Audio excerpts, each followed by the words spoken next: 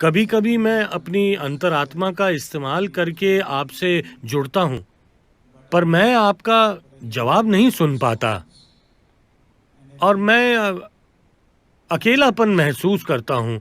मैं रोज अपनी साधना कर रहा हूँ। क्या आप प्लीज बता सकते हैं कि मैं ज्यादा ग्रहणशील कैसे बनूं और आपके साथ अपना संपर्क कैसे बढ़ाऊं? अपनी अंतरात्मा का इस्तेमाल बंद कर दीजिए।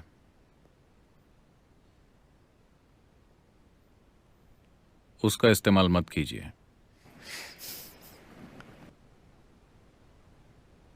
संपर्क करने की कोशिश मत कीजिए,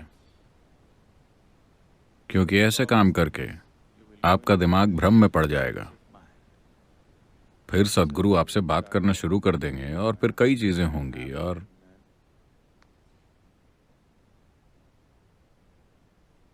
इस चक्कर में मत पड़िए। तो मुझे क्या करना चाहिए? अगर मुझे ग्रहणशील बनना है तो मुझे क्या करना चाहिए? ये क्या चीज है जो किसी की ग्रहणशीलता कम करती है?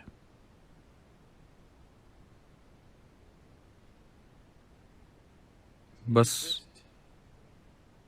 इतना है कि अगर आप किसी चीज पर बहुत सारी चीजों की परत चढ़ा लेते हैं तो वो कुछ महसूस नहीं कर सकती, है ना? अभी आप एक बहुत बड़ा ढेर हैं, बहुत ही बड़ा ढेर। बहुत सी चीजें इकट्ठा कर ली गई हैं जिन्हें आप मैं कहते हैं। शुरुआत आपके भौतिक शरीर से हुई। हालांकि शरीर को और भी ज्यादा बड़ा किया जा सकता है, लेकिन भौतिक शरीर की कुछ सीमाएं होती हैं। आप उससे ज्यादा बड़ा, कम से कम आप एक सीमा से ज्यादा इकट्ठा नहीं कर सकते। अगर आप ज्यादा इकट्ठा कर लेते हैं तो इसे लौटाने का समय जल्दी आ जाएगा। हाँ, कम से कम शरीर की एक सीमा तो है, पर मन की बनावट ऐसी है कि आप बहुत ही बड़ा ढेर इकट्ठा कर सकते हैं। और अपने सिर पर इतना बड़ा बोझ उठाए हुए आपको कुछ महसूस नहीं होने वाला, खासकर तब जब आप ये मानने लगें कि जो बोझ आपने उठा रखा है वही आप हैं।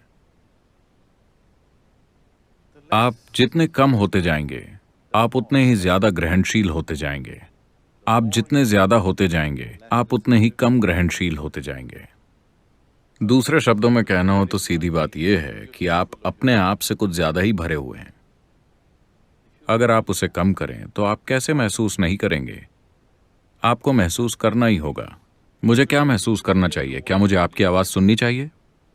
नहीं। अगर आप मेरी आवाज सुनना चाहते हैं तो सीडी या किसी चीज में सुन लीजिए। अगर आप आवाजें सुन रहे हैं तो आपको इलाज की जरूरत है।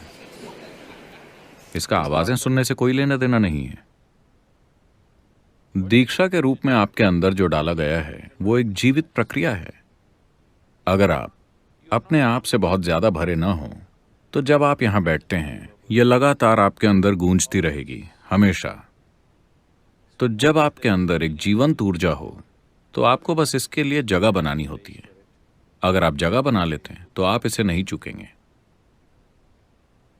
अगर आपको सूरज की रोशनी अंदर चाहिए तो किसी बड़ी लड़ाई की जरूरत नहीं है, बस खिड़की खोलनी होगी, है ना? तो बस खुद पर गौर कीजिए और देखिए। हो सकता है कि आप एक बहुत स्मार्ट इंसान हैं, या एक बहुत ताकतवर इंसान हैं, या बहुत खूबसूरत इंसान हैं, या कुछ और। उसे प्लीज कम कीजिए। आप देखेंगे कि आप महसूस करना शुरू कर देंगे। हाँ, या आप एक बहुत अच्छे इंसान हैं, प्लीज उसे कम कीजिए।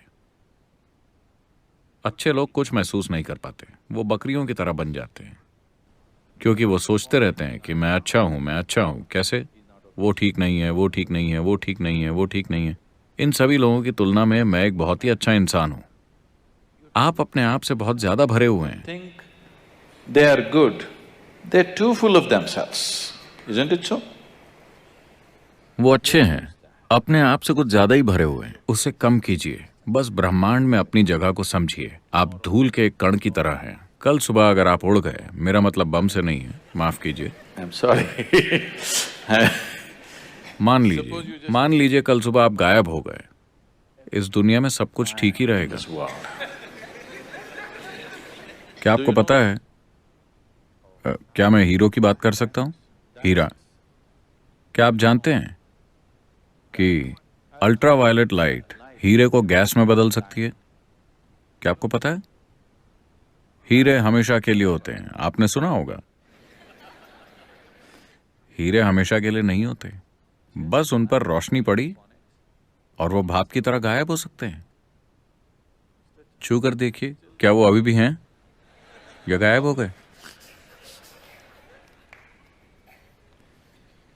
बस एक खास इंटेंसिटी से अल्ट्रावायलेट रेस पड़ने पर हीरा हवा बन जाता है। तो ये भी ऐसा ही है, ये कोई बड़ी बात नहीं है। आप बस हवा में गायब हो सकते हैं सही स्तर की जागरूकता से। ऐसा करने के लिए कोई बड़ी जंग नहीं लड़नी पड़ती। कोई बड़ी जंग नहीं लड़नी है। बड़ी जंग हो रही है क्योंकि आप एक लोहे का डंडा लेकर लड़ रहे हैं।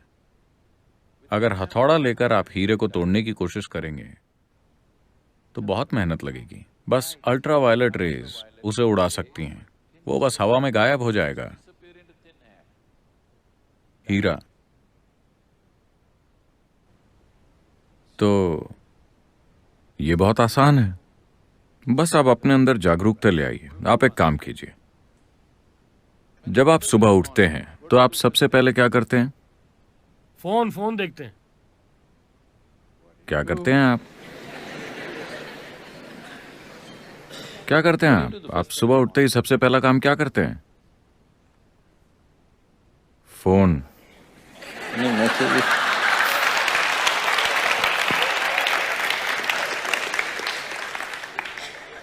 आप एक काम कीजिए, आप सुबह उठिए और मुस्कुराइए।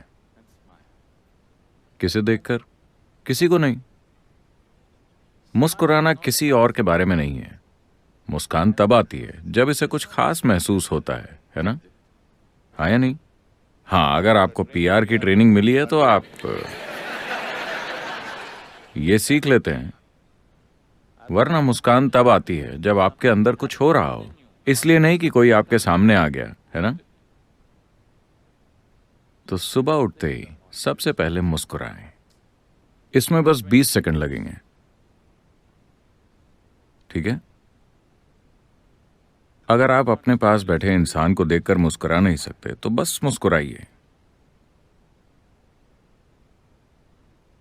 दिन शुरू करने का अच्छा तरीका है ना?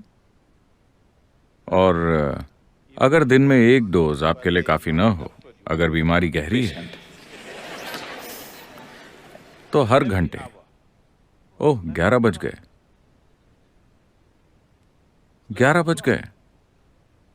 पता है, 21 जुलाई 2011, 11 बज गए। ऐसा कितनी बार हुआ है? कितनी बार हुआ है? कभी नहीं हुआ। और कितनी बार होगा? कभी नहीं। यह अद्भुत पल है ना? 11 बज गए। 11 बज गए। क्या ये एक छोटी बात है? आप ब्रह्मांड की इतनी महत्वपूर्ण चीजों को बहुत हल्के में ले रहे हैं, समझे आप? 11 बज गए, ये छोटी बात है क्या? क्या छोटी बात है? Is it a small thing? Fantastic. Only once. जबरदस्त। सिर्फ एक बार, अनंत काल में सिर्फ एक बार। है ना कमाल की बात? ओह, 11 बज गए। Crash course. बस ऐसा हर एक घंटे में कीजिए। आप 2 हफ्ते में ही देखेंगे कि आप कैसे हो जाते हैं।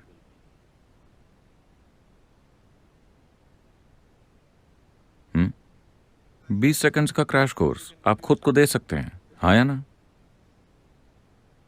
बस इतना कीजिए, आप ग्रहण करने लगेंगे।